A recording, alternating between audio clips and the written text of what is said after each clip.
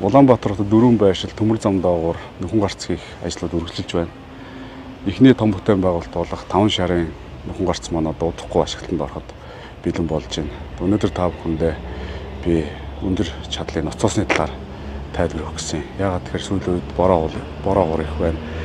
Гүний ус маань маш их дээшилж байна. Бүтээн байгуулалт нь маш их саад болж байна. Гадаргын ус, өрийн ус гэдэг том эрсдлүүд их болж байна. Тэгээ энийгээ бодолцоод бид энэ удаагийн нөхөн гарцыг бид 3 өндөр чадлын ноцоосоор тоногдсон байгаа. 11 метрийн гүнээс ахуулаад тэгээ одоо та бүхэнд энэ ноцоосоо танилцуулъя. За энэ өндөр чадлын 3 ноцоосоор тоноглогдсон ийм байгууламж байна. Газар доорх. Одоо бид нар бол дунд түвшинд нь зогсож байна. Энэ бол манай хөдөлгөөний самбар нь. За энэ 3 ноцоос. За үндсэн помп нь бол энэ доороо. Ирж байгаа усны ачаалал шалтгаалж автоматар ачааллаа зохицуулж ноцоосууд ээлжилж ажиллана. 1, 2, 3 шатлалаар. Тэгэхээр энэ удаагийн бүтээн байгуулалтад ямар нэгэн үер усны тийм эрсдэл очихгүй хаа гэж найдаж байна. Цаашдаа энэ төмөр зам доогоор явж байгаа нөхөн гарчнууд маань усанд автахгүй байх арга хэмжээг бид нар энэ мэтчлэн шийдэж байна. За энэ манай 3 ноцоос маань байна. Цагт нэг ноцоос нь 1400 куб метр усыг шавхах чадaltaй. Бүрэн хүчин чадлаар ажиллавал 4200 куб метр усыг зайлуулах чадaltaй юм өндөр шатлын ноцоос байгаа. Би түрүү хэлсэн энэ 3 маань өөр автоматар ажиллана. Ус багтаа бол нэг ноцоос, нэмэгдвэл 2, бүрэн хүчин чадлаар бол 3 ноцоос ажиллана. Тэгээ ганцхан гаднаас орж ирж байгаа одоо гадаргуу ус биш, гүний усыг бас зайлуулах тийм зориулалттай юм өндөр чадлын ноцоосоор тоногдсон. Одоо бид нар газрын түвшнээс доош 11 метр байгаа.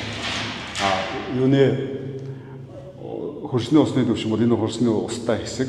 За тэгээд манай үрийн нөхөн байгууламж маань ойролцоогоор 7-8 метрийн хүнд байгаа.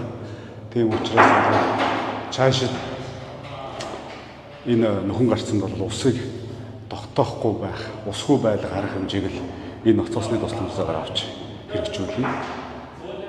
За гаднаас 2 одоо хоолоо орж ирж байгаа. Нэг нь гүний усаа бол тогтмол зайлуулах, нөгөөх нь шүүрүүлэх худагтаагаар үрийн усыг зайлуулахаар тэгж тоноглогдсон.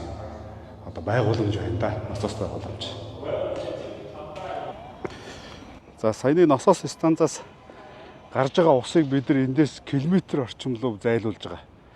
Одоо эндээс бараг 600 метр далд хоолоогоор яваа цаашаа ил зайлуулад тэгээ энэ үрийн сувг руу холбож байгаа.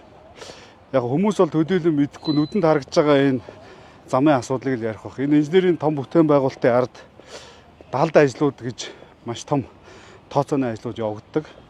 Жишээлбэл манай энэ гүүрэн дээр чинь барихын тулд бид нар маш их инженерийн шугам шүлжээг шинчилж бас замын тараасаас нь зайлуулсан байгаа.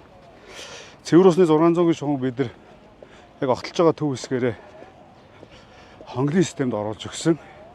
Энэ дараа нь манай ус ууг ашиглалт үйлчлэгээ хийх тохиолдолд зам сэтлэхгүйгээр үйл ажиллагааг хэвэн явуулахаар хангаж ингээд 600 м орчим цэвэр усны шугамыг зайлуулсан. За тэгээ бохир, захилгаан, холбоо тохиолдолд маш их шугам байд юм байна.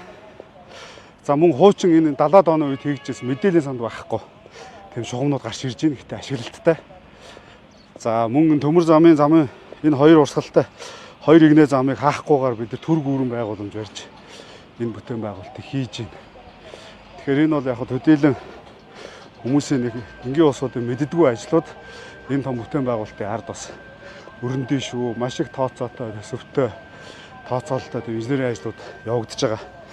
За манайх 4 байршилт энэ жилдээ 3 байршлаа оруулна. Эх жил 1 байршлаа хийнэ.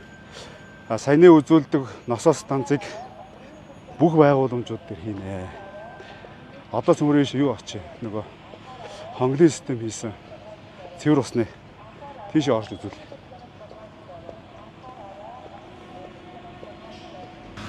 За энэ манай цэвэр усны 600-гийн үндсэн шугам явж байгаа. Энэгээр нийт ингээд 80 гаруй метр ийм хонглын системтэй 3-ыг харьцах нь 2-ын хэмжээтэй ийм хонглын систем шилжүүлсэн.